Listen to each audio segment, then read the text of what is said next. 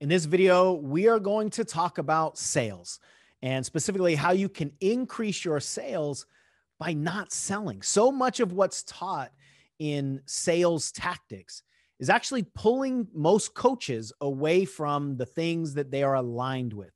So can you stay fully aligned with who you are and increase your sales? The answer is absolutely yes. And there are some really good analogies and distinctions that we make in this conversation. I think it's going to land for any of you that want to increase the success of your business by actually doing the things that feel better to you. Are you ready to talk about sales?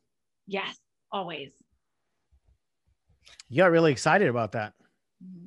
You didn't do the growl purr thing, the rev thing that you did the other day. I think, what was that, on beliefs? Yes. So it didn't elicit the exact same response, but that just shows your versatility. You're a very versatile responder. Thank you.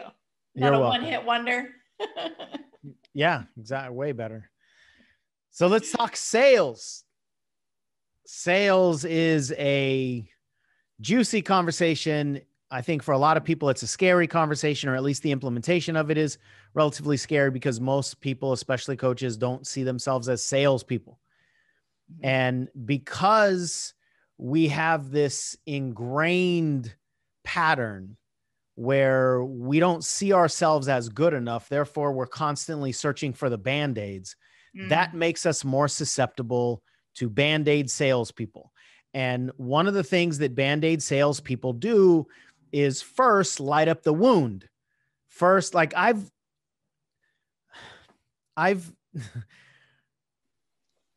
literally been taught by certain people selling certain sales tactics that essentially what you do first is these aren't the exact words that were being used, but the essence is make people feel dumb so that they have to buy your thing to feel smart.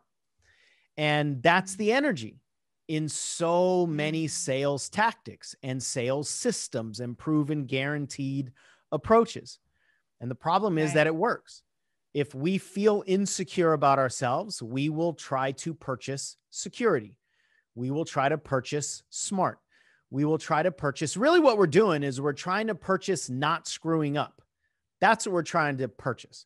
We're not even trying to purchase winning as much as we're trying to purchase not losing, because not losing is the thing that, or losing rather, is the thing that brings us so much pain for most of us. So if you can tell me how to walk across that bridge or water or whatever obstacle I'm trying to go across without getting wet, without falling down, without experiencing any pain, I'm going to want that answer. I'm going to want that predicted, guaranteed, easy, quick, pain-free approach. And I totally understand. That's what our brain wants. Our brain wants to protect us from all of the pain. So one of the tactics is to light up the pain and then offer the solution to the pain. Oftentimes, the pain that was either just lit up or just created. A lot of times, the sales tactics are to convince somebody that they are insecure or that they are unprepared or that they are incompetent. And then I'll sell you the competence.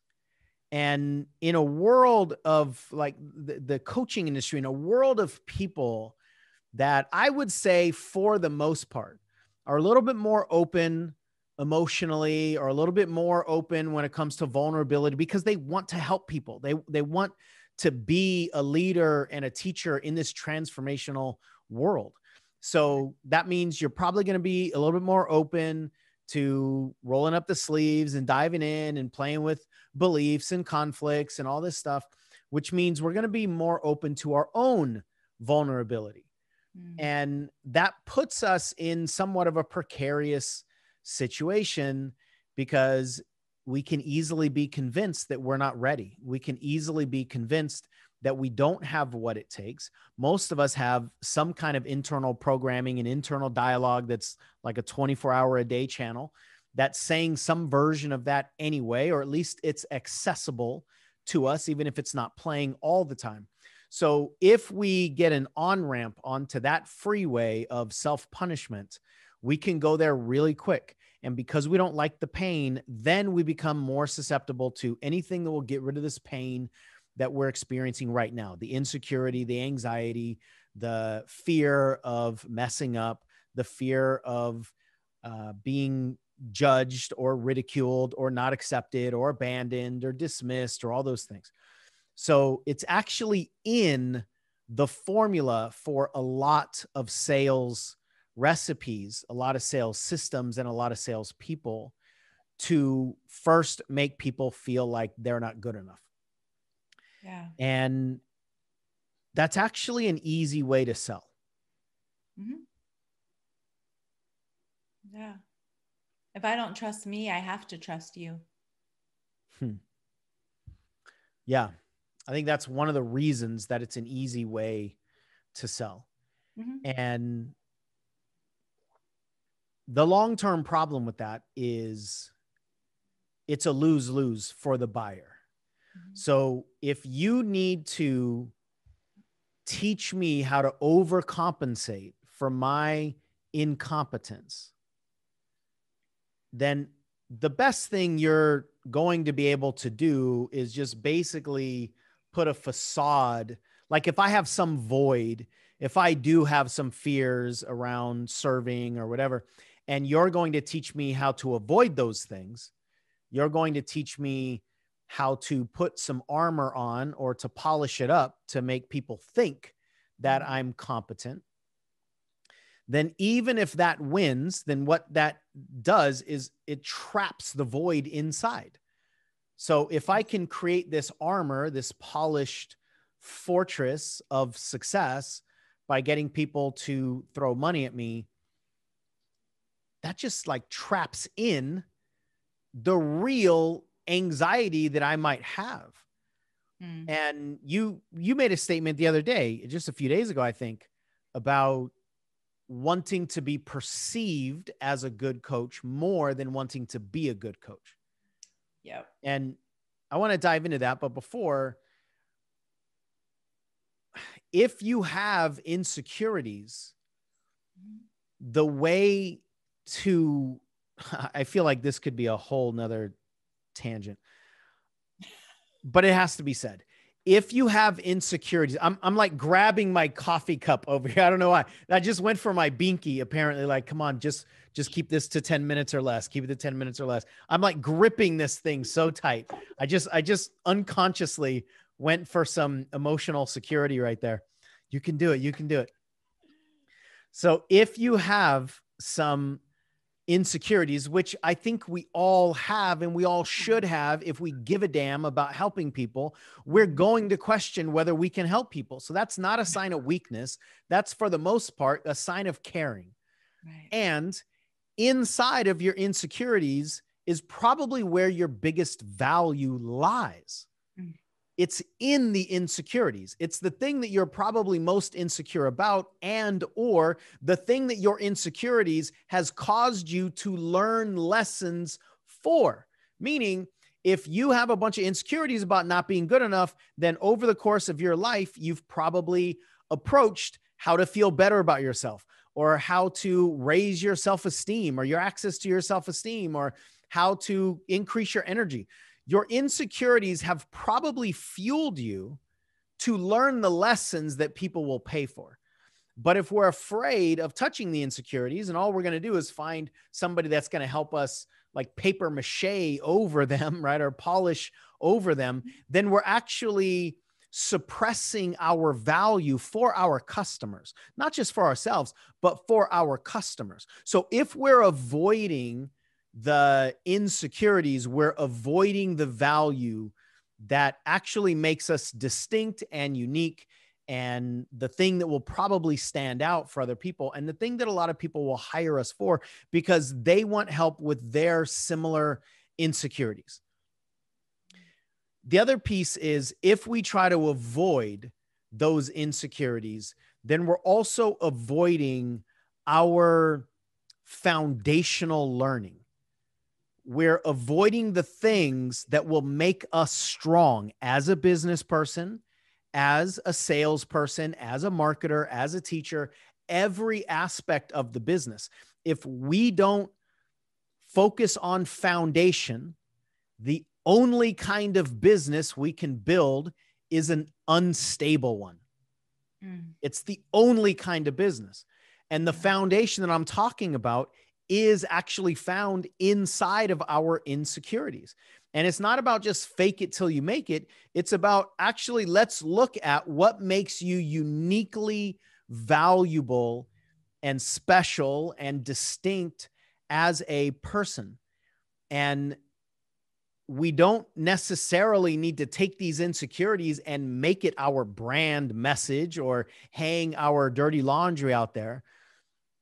There are ways that we can find certainty that we already have. So the vision that I'm getting right now is like a pie chart, a pie chart with, let's just say 80% of it is full, right? So 80% of it, like full of certainty and confidence, 80% of it is orange, and then 20% of it is green, for no other reason than those were the colors that came to mind. What I was just about to say is, I don't know why the insecurities would be green, because the insecurities should be red, right? Like danger, danger. But actually that fits perfectly with what we're talking about, because there's a lot of money found in your insecurities, and that's a sign to go. That's not the stuff that we should avoid. So right. I guess my intuition formulated that little plan. What we tend to do is we tend to notice that we still got this 20%, the area that we don't have a whole lot of certainty in. And that's what we're learning. And that's what we're trying to teach. And that's what we're trying to impress people with. And so we're waiting until that 20% closes, and we've got this 100% full pie for us to get in motion, for us to serve the people that we think we want to serve. And the reality is, it's not an either or. You don't need 100% of your certainty pie, let's call it, fulfilled. Otherwise, I would be gone, you would be gone, everybody would be gone, except the ones that are just pretending that they've got 100% filled. But you can simultaneously work on your 20% and serve the people that need your 80%. Yeah. It's the whole concept of, to a third grader or fourth grader is a God. So there are people, no matter where you are in your journey, there are people that need what you are certain about, and you can get in motion with that stuff without waiting to solve the 20% of insecurity. Now, most, I would say, shortcut, hack, one size fits all approaches will light up that 20% and basically say, I'm going to sell you the Band-Aid so that you don't suck as much. Because if you've seen your 20% and you're awful, and they don't need to say that, they just need to shine a light on it. And then we're already saying that to ourselves. Right. And then it seems like that 20% expands. And now it feels like it's probably at least 60% that we got all these demons that we got to slay before we get in motion. And it's a tragedy. Like, I just simultaneously felt irritation as I kept talking and sadness in my heart at the same time. Like, it's a tragedy that so many people are focused on how crappy they are rather than how much they are needed. Not even just how valuable we are to ourselves, how much other people need you. There are people right now, no matter how much of a hot mess you are, there are people right now that are searching for and would pay for the stuff that you, and I'm talking to anybody listening to this, and you, Michelle, and me, Sean, as I'm talking about it, there are people who would pay for the stuff that you're dismissing right now, that you think there's no value in, that you're just poo-pooing or trying to sweep under a rug or whatever. There are people that are searching for it and would pay for it right now. So these things can happen simultaneously. We can serve with our certainty while continuing to work on the areas of uncertainty. And the reason I think this is really critical is because you want a business that's built on your authentic value of who you are, not your deficiencies. If you're building a business based on covering up your deficiencies, that's a lose-lose game. It will be a house of cards at best. And at some point, your deficiencies will not be able to hold up the building that you put on top of a hollow foundation. But because we're so intrigued by success, because we want the tangible stuff yesterday, we're so driven by this microwave mentality. It's a temptation. It's almost a lusting for us to want the foundationless skyscraper because we like the way the skyscraper is going to look. Right. So going back to what you said a few days ago, that when you started out, you were really concerned about, your main focus was on the appearance of being a good coach. And maybe the context matters a little bit. We had a conversation with somebody in our community who was getting a certification for our master level program. And they were asking kind of a process driven question. And essentially it was like, hey, Michelle, when did you feel that certainty? When did you have that 100% full in your circle? And then we just played with that a little bit and asked him what he thought. And we all mentioned what we thought. And then we obviously asked you. And what was really profound is that what other people's perceptions were wasn't true for you. What other people thought in terms of your certainty and your ability as a coach and your confidence as a coach didn't match what you were thinking and experiencing inside. And so, number one, it was a conversation about how we see ourselves and how we perceive ourselves. But in the context of this video, it's what are we actually focusing on? Are we focusing on the perception of value, or are we actually focusing on value? Are we focusing on the illusion of being good, or are we actually doing the things to become good? Yeah. You want to dive into that at all? Sure. I just want to breathe in everything that you said. Yeah. So a couple of things. One, I think that the fact that I rated myself at the time significantly lower than other people who were actually experiencing the coaching saw me, perceived me as, is because of exactly what you were just saying a few moments ago. Right? I was so focused on the area that I wasn't, right? I was so focused on that 20% of the pie of the things I still needed to learn that I hadn't even stopped to turn around and look at everything that I did know, which makes sense, right? That's how our brain works. We're looking forward to what we don't have. Where's the deficiency? Where's the lack? And what I was really aware of maybe a few years ago when I got real honest with myself and how I was operating early on in my journey as a coach. And I was just driven by my ego's desire to be perceived in a way that I thought was positive. So I wanted people in our community. I wanted you. I wanted other like leaders in the community. I wanted the people in the community to think that I was a good coach more than actually like really just wanting to be a good coach. And it worked for my good, right? Because then I practiced a lot and I got like good as a coach, but right. it made, so here's the really important part. It worked, but early on I was really miserable doing something that I loved because I was trying to prove my value instead of just being and allowing that, like just allowing the value to be. I was like trying to force it and drive it. And so then even when I had the experience of getting the feedback, I didn't even receive it. I didn't even take it in because it was just almost that like kind of crazy maniacal, like I have to get more, I have to get more, I have to get more, I have to keep going. Who's the next person? Do they know that I'm a good coach? Let me make sure that they know that I'm a good coach too.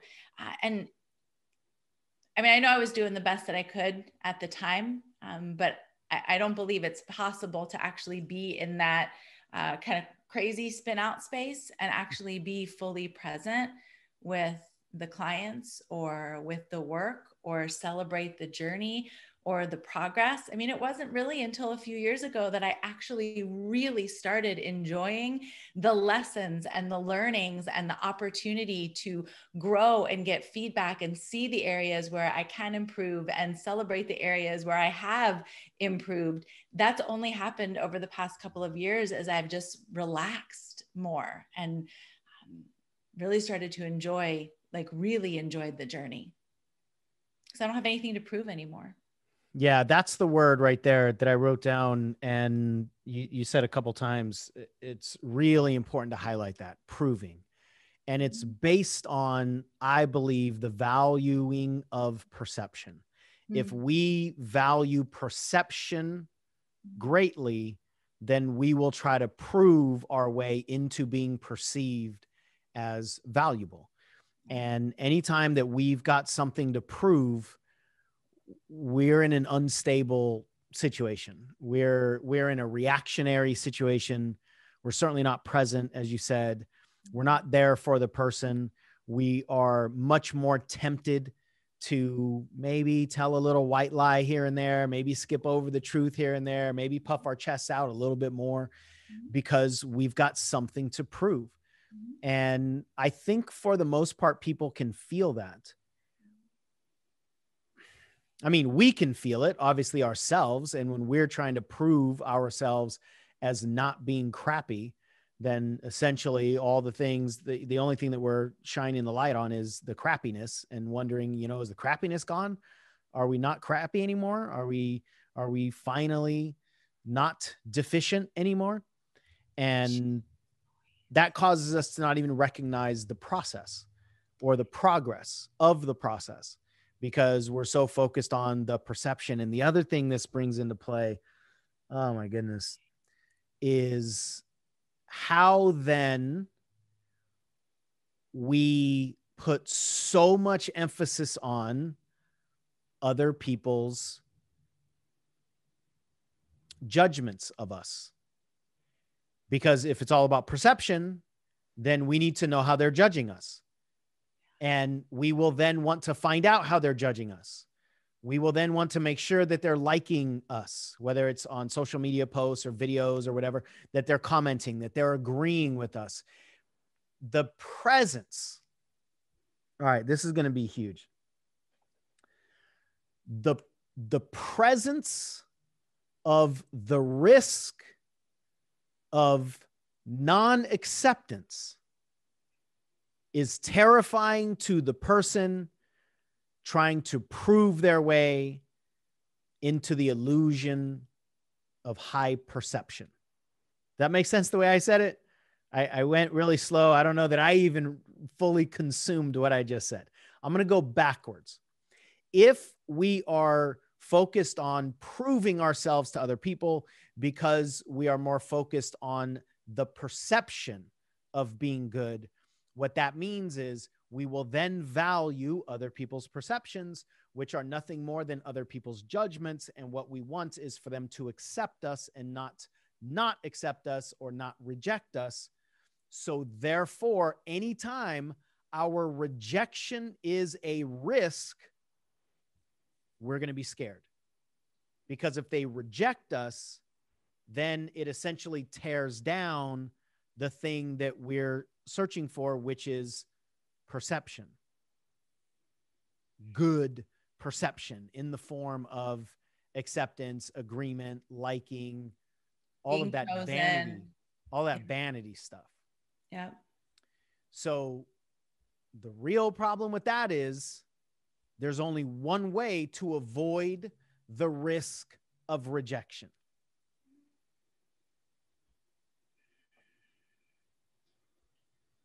And that's to be invisible. Yeah. I was just about to turn my video off, but then I remembered if I turn it off, I might not be able to turn it back on. That would be amazing. That would have been fantastic, actually, probably, huh? So then we could have just done the rest of the video with the camera off. So, I mean, this is everything. Because if our fear is becoming visible, because if we're visible, people might reject us. And if they reject us, then we won't be perceived as a good coach or as a good leader, or whatever the good role is that we're trying to hold on to or create the illusion of. And it really is an illusion, because even when people do accept us, we don't experience it as acceptance, which is Correct. kind of like what you were saying earlier, because as soon as one person accepts us, the risk is the next person might not. So we're in a constant state of, literally, it's trauma. We're in a constant state of trauma avoidance. It might be low level trauma, but it's still trauma nonetheless, because we're trying to avoid the rejection. And the only way to avoid it is to make sure nobody has anything to reject. And that's why people are afraid of doing videos. That's why people are afraid of putting their creations out there into the world, because there's a risk of rejection. Yeah. That's why we're committed to perfection, because we believe, even though it's not the way out, we believe that it is an option. That if we're perfect, we won't be rejected. Yeah, we won't be rejected. Mm-hmm. Yeah. Which is impossible and untrue. Mm-hmm. So it's the thing that's not possible to achieve. And even if you achieved it, it would be the worst thing you can do. Mm-hmm. And how many people are chasing that, chasing the impossible and the worst thing you can do. If you want to be a transformational coach, the last thing you want to show up as is perfect, because nobody can see their imperfections inside of your illusion of perfection. But it won't feel good to you. You'll feel like you're constantly proving, which is one of the reasons that we put too much emphasis on sales tactics. So now to bring this back into the sales conversation, if we don't feel really good about what we're offering, and if we're not playing inside of our area of certainty, then we're going to feel like we're overcompensating. And then we're going to be susceptible to and probably purchase the programs or the sales tactics or the scripts that can make up for our deficiencies. Mm-hmm. And that's the absolute wrong thing to do for many, many reasons. The one I want to focus on is alignment. Mm-hmm. If you are not aligned in your conversations as a coach, people will feel that, they will smell that. Oh, here's another thing you said earlier.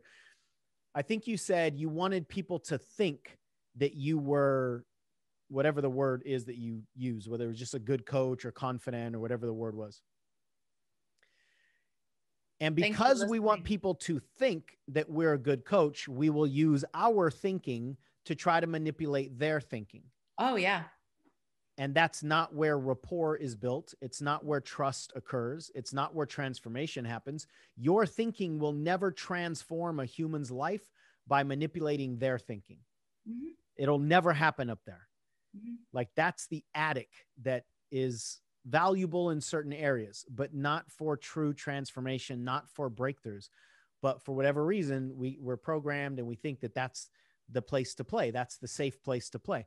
So it's not about trying to make people think that you're a good coach.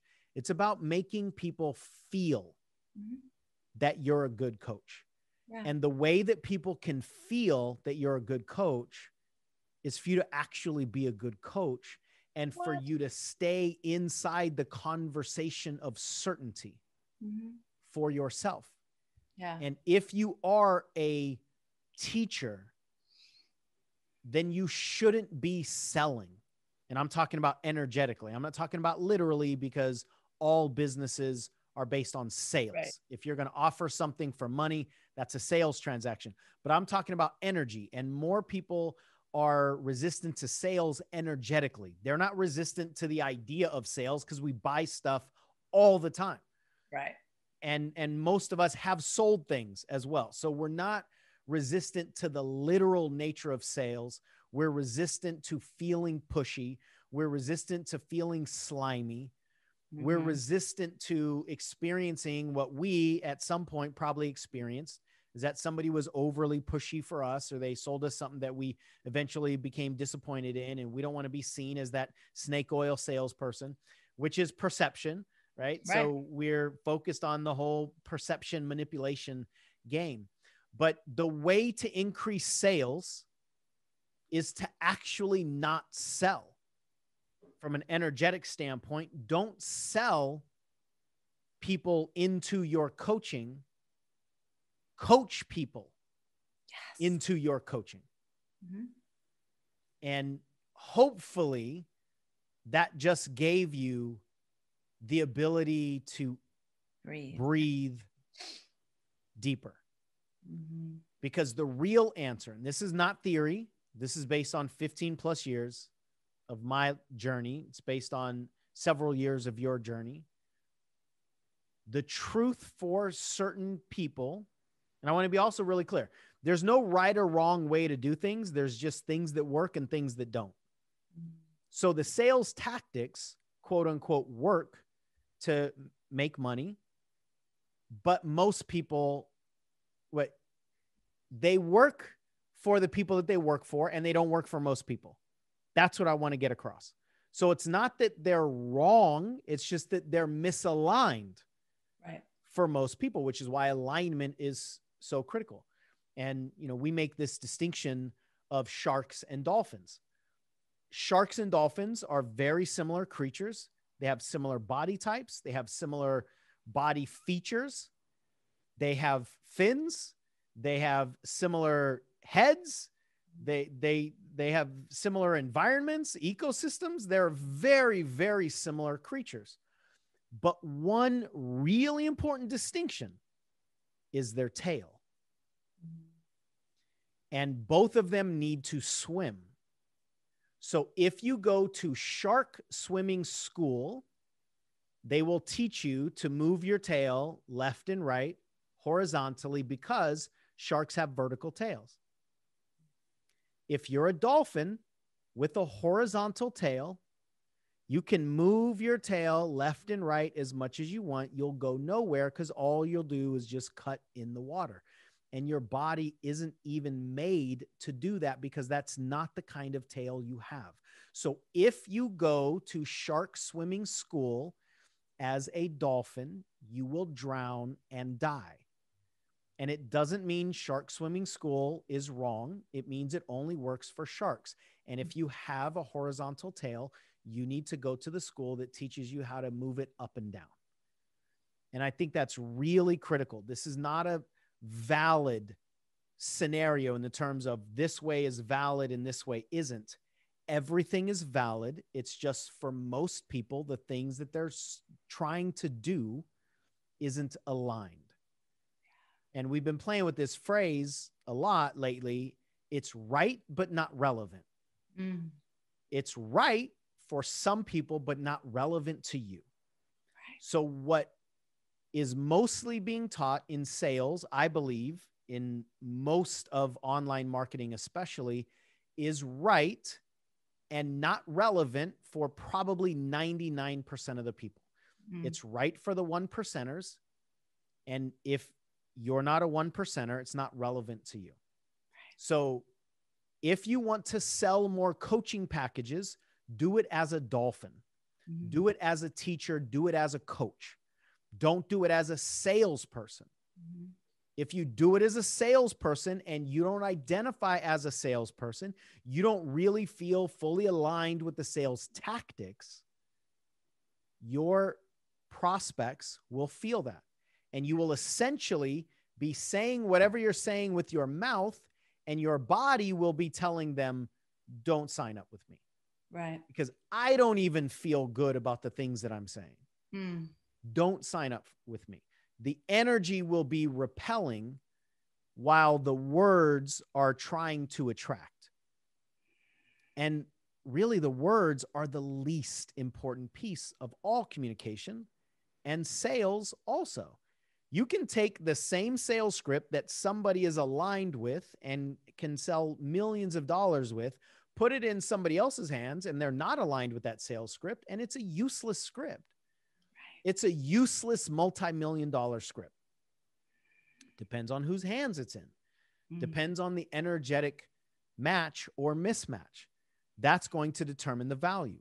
So what I want all of you to really understand, and you have a powerful story about this, Michelle, so I'll ask you to share a little bit of it in a moment. What I want all of you to understand is if you're frustrated or if you feel resistant toward sales, it's because you haven't found the thing that's aligned with your distinct value. Mm. You have distinct value. There are people that are willing to pay for it. If you're not succeeding the way you want to succeed, it doesn't mean your distinct value isn't valid. It doesn't mean you need to change it. It means you need something that's aligned.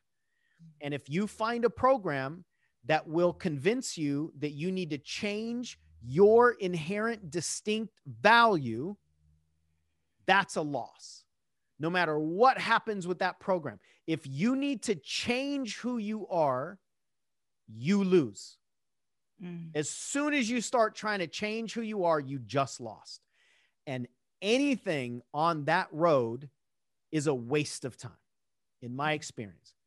At some point, you're going to have to come back and find the thing that's aligned with who you truly are in order to feel good about your business. And for most people, in order to succeed financially or otherwise in your business. So as soon as you pull away from your distinct value, you're on the losing road.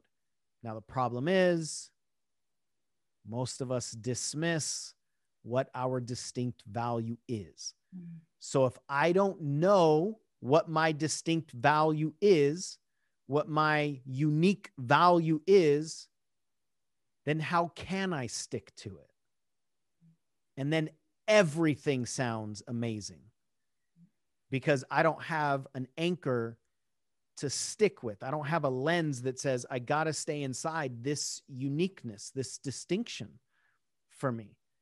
And I think that's the problem with so many people, is that they just keep following the guidance of shark swimmers when they're really dolphins. And then it's frustrating. And if you are convinced that the shark swimming school is the way to go, you will very soon be convinced that you are doing it wrong, that your tail with a horizontal angle is wrong. And then you'll probably spend the rest of your time trying to flip your tail instead of learning to use it the way it's designed. Ay, ay, ay. Right. Like I'm genuinely sad saying all of this stuff. Yeah. But there's hope. I'm sad because of the misalignment. Yeah. So the same thing that's actually creating the sadness is creating the hope that there is a way, that there is a dolphin swimming school. Yeah. That's where the hope is, that there is a recipe for you. If you've been struggling, it just means you haven't found yours yet, the one with your name on it. Yeah, because you're looking out the window instead of in the mirror. I mean, that's the thing. Like, even if you don't know what your unique That's good. value is yet, just trust this. You're a part of it. So anything that is taking you out of the equation, that's not it. Anything that's telling you that who you are is wrong or needs to be changed or fixed in order to be successful, that's not it. So in the interim, while you're working to assess what that signature, what that unique value is, just know it does involve you. It's not out there. It's in here. Only 100% of the time. Yeah, that's a really powerful statement. If you're not in it, then that's not it. That's not it. And Ugh. yeah. When you said that, I immediately thought that so much of what we consume in the personal development industry is a way to change who we are rather than enhance the value that we already have. Yeah. And so it's really about chipping away. And that doesn't mean that we don't have things to change and we don't have fears that we can dissolve. And of course we do, but it's in the chipping away of the stuff that is covering up our value. Mm-hmm. It's not in finding new value or asking somebody else to give the value to you. Mm-hmm. It's not coming from a foundation of I suck, therefore come fix me so that I can be good and people will buy me. It's coming from a place of you're brilliant and you've got value inside of there and you're just underneath a bunch of wet blankets. So let's help you pull the blankets off and find the thing that's more aligned with you, Mm-hmm. so that you can do this with certainty and boldness rather than perception and proving and illusion. Mm-hmm. Yeah. And if That'll your always be clients out there, conflict. oh, 100%. And you'll feel it. And so will your clients. So will your prospects. Because if they're looking for you, if they've been assigned to you, to that real you, to that wet blanket free you, and you're not showing them that, then there's not going to be alignment for them either. That's really good. And if they are attracted to the wet blanket you, then you might be able to make some sales. You might be able to get some money out of people, but they won't be able to stay long-term as long as long-term involves the not wet blanket you, right? It's the not version of ourselves. Like in a relationship, if I attract somebody with the not version of me, especially when the not version of me is attracted to the not version of them, at some point in time, when the not versions of ourselves melt away, it's a crapshoot whether the real versions of ourselves will actually like each other. I know. If the wet blankets are attracted to each other, it's actually probably more likely that the not wet blankets aren't attracted to each other because it's not an authentic match. So that point is so important for people to understand, that if somebody's not going to like the real you, then just find that out as soon as possible. Find it out as soon as possible. Don't try to sell them the not version of you and some sales tactics and, you know, all the safe stuff. And then at some point in time, introduce the real version of you to them and hope they'll like you enough to stay. Yeah. And from a service, like tactical sales perspective, I've been in this industry for a long, long time. And I've learned this personally, but I've also seen this with so many other people. If you sell a not version of yourself, or you try to sell the marketing tactics that people will buy, you will increase your refund rate dramatically. Yeah. And if you're trying to avoid rejection, let me tell you how painful refunds are. Yeah. Like, that's pulling people off of you. That's literally, it feels like ripping your skin off.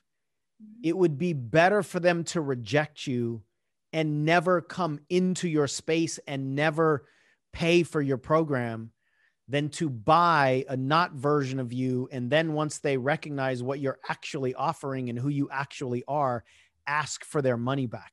If they're going to ask for their money back, when they find out who you really are and what you really offer, they weren't assigned to you, which is what you mentioned, or at least alluded to a little while ago. And you said something the other day that what's meant for you won't miss you. Yeah. And anything that misses you wasn't meant for you. Yep. So profound. Yeah. All that stuff you were just talking about, I was thinking that shit's the real bait and switch. You can't say shit, but go ahead. Oh darn. Oh, golly. Okay. That's the real bait and switch. Man. We're like pretending to be someone that we're not, and not wanting to be like salespeople who are inauthentic. So we're so afraid of the bait and switch, we create a more egregious bait and switch. Yeah. Dang. That feels good. There's hope though. There's hope. Yes. Yeah. So is there anything more that you wanted to say about your experience and journey, or do you feel complete with that I mean, in this conversation? yeah, you basically laid it all out like early on, like all the stuff you were saying. I was like, you're like, I feel exposed. You said it all. I did it. Yeah. And I don't do it anymore. And so when I say there's hope, I know that, like, I know it in my cells. I was exhausted, trying to prove myself, trying to have all of those vanity metrics, trying to hear the validation from other people, looking outside for what was always inside. So yeah, you can do it. You can make that switch. So there's two final thoughts here that I want to wrap this up with. You just mentioned vanity. Mm-hmm. Don't sell with your vanity, sell with your humanity. Yeah. And I know that might sound like a little cheesy, rhymey statement, but it is so profound. Yeah. Sell with who you really, truly are. And your humanity, your vulnerable lessons that you've learned in your life are valuable to people. They would pay for it. Mm-hmm. You just got to be willing to share it with them. You got to be willing to show your humanity. And what so many people are doing in the chase for perfection is essentially suppressing their humanity and therefore suppressing the value that a lot of people are actually searching for. And the second thing is, in this whole concept of bait and switch and how we don't want to feel salesy and pushy and slimy and all that sort of stuff, I think the reason that we have resistance to sales is at some point in time, our expectations were not fulfilled. We bought something, we expected somebody to be something, or we expected a product to be something, or we expected an outcome to be something. And then we were disappointed because our expectations were not met. And the majority of sales is designed on selling expectations. I mean, the majority of the way sales is usually taught.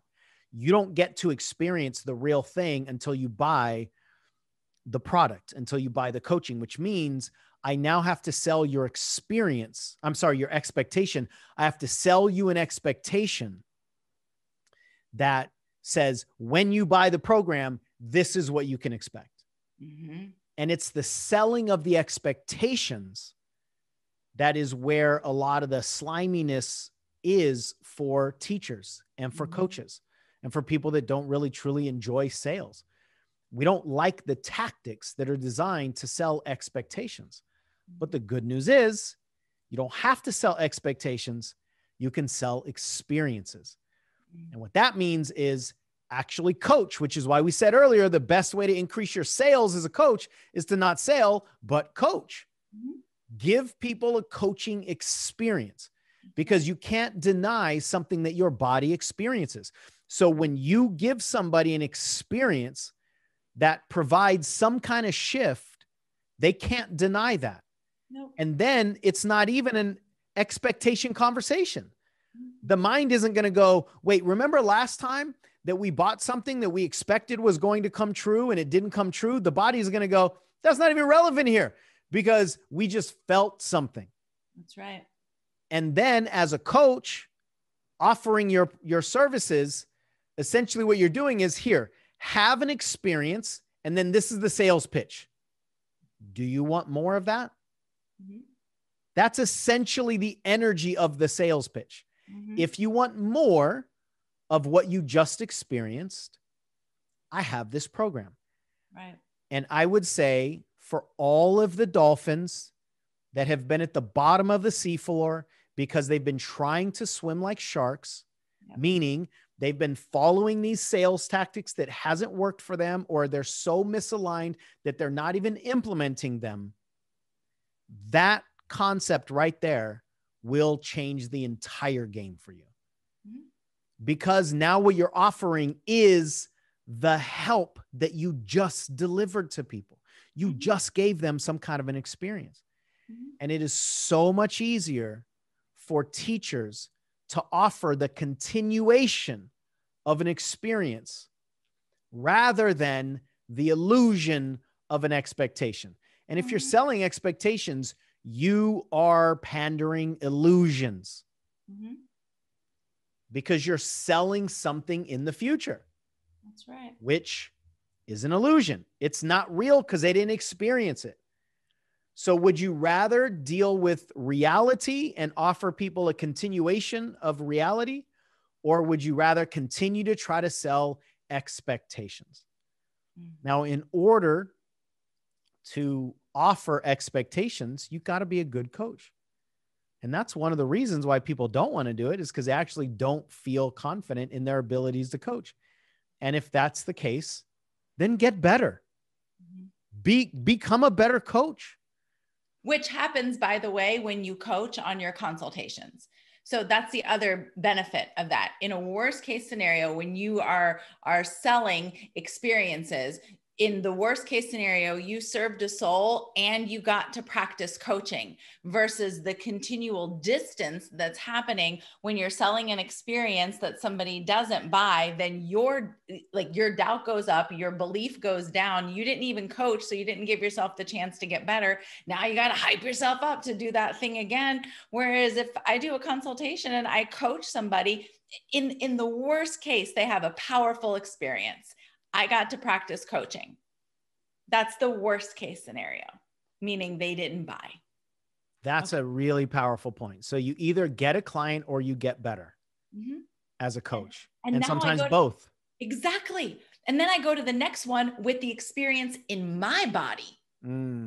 With the experience in my body that I know I can serve because I just did it. So now I just do it again. Man, that's a really, really powerful point, because the opposite of that is we take a shot, we try to sell the expectations. If it doesn't work, then we have a failure. And since we didn't coach on the consultation, we didn't get better as a coach either. We just got worse as a salesperson. Right. So this just completely flips the entire game around energetically. I know this is what you did so much in your first several years.